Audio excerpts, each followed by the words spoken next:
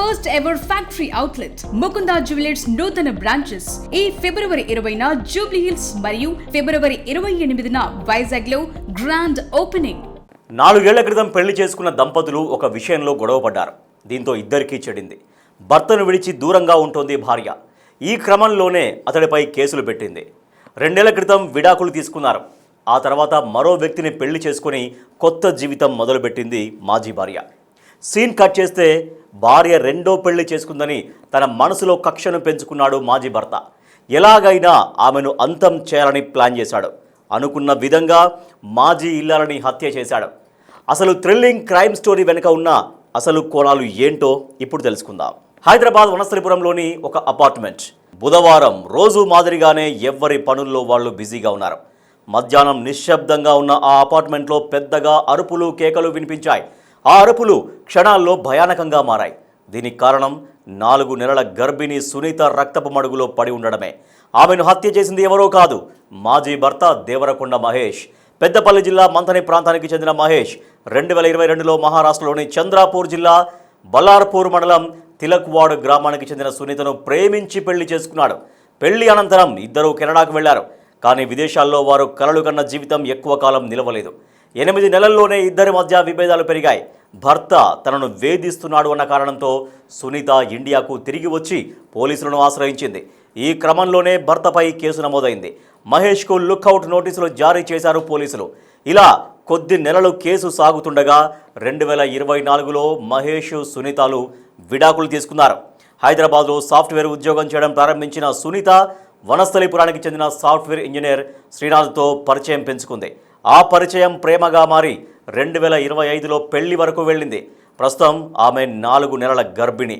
భర్త అత్తతో కలిసి పాత జ్ఞాపకాలను వదిలేసి గ్రీన్ సిటీ కాలనీలో కొత్త జీవితాన్ని ఆనందంగా గడుపుతోంది.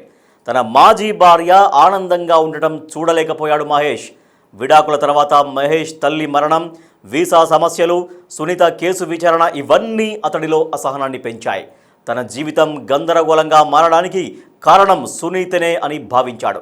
అదే సమయంలో సునీత రెండో పెళ్లి చేసుకుని సంతోషంగా ఉందన్న విషయం తెలుసుకున్నాడు. 4 రోజుల క్రితం హైదరాబాద్కు చేరుకున్నాడు. ప్రైవేటు హాస్టల్లో ఉంటూ ఆమె ఇంటి చుట్టూ రెక్కి నిర్వహించాడు. ఈ కామర్స్ యాప్ ద్వారా కొబ్బరి బోండాలు నరికే కత్తి, చెట్లను కత్తిరించేందుకు ఉపయోగించే ఎలక్ట్రిక్ చైన్సా, బండల్ని కత్తిరించే యంత్రం కొనుగోలు చేశాడు. ఒక డబ్బాలో పెట్రోల్ కొని సిద్ధం చేసుకున్నాడు. 3 రోజుల పాటు సునీత ఇంటి ముందు రెక్కి నిర్వహించి ప్లాన్ ప్రకారం హత్య చేశాడు. సునీత భర్త శ్రీనాథ్ ఎప్పుడు బయటికి వెళ్తాడు, ఆమె ఎప్పుడు ఒంటరిగా ఉంటుంది అని గమనించాడు.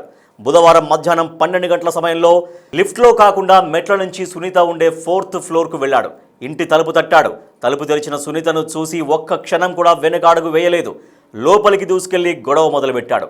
గదిలోకి లాగే వెంట తెచ్చుకున్న కత్తితో మెడ, తలపై విచక్షణ రహితంగా దాడి చేశాడు. ఈ దాడి జరిగే క్రమంలో సునీత గట్టిగా అరుపులు అపార్ట్మెంట్ వాళ్ళను ఉలిక్కి పడేలా చేశాయి.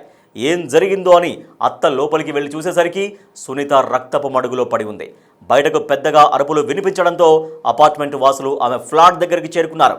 కానీ అప్పటికే మహేష్ గది తలుపులు మూసుకొని లోపలే తలదాచుకున్నాడు. లోపలికి వస్తే పెట్రోల్ పోసుకొని నిప్పంటించుకుంటాను అంటూ బెదిరింపులకు దిగాడు. ఇలా కాసేపు హైడ్రామా చోటు చేసుకుంది. అపార్ట్మెంట్ వాసులు పోలీసులకు సమాచారం ఇవ్వడంతో స్పాట్కు చేరుకున్న ప్రత్యేక పోలీస్ టీం నిందితుడు మహేష్ ఉన్న గది తలుపులు బద్దలు కొట్టారు. అప్పటికే మహేష్ తనపై పెట్రోల్ పోసుకొని లైటర్తో నిప్పంటించుకునే ప్రయత్నంలో ఉన్నాడు. క్షణాల్లో స్పందించిన పోలీసులు అతడిని అదుపులోకి తీసుకున్నారు. హత్య కేసులో అరెస్ట్ చేసి స్టేషన్కు తరలించారు. మాజీ భార్యపై కక్షగట్టి ప్రణాళిక ప్రకారం హత్యకు కుట్ర చేసిన మహేష్ను రిమాండ్కు తరలించారు. ఈ ఘటన వనస్థలిపురంలో సంచలనంగా మారింది. For more videos like this, subscribe Big TV channel.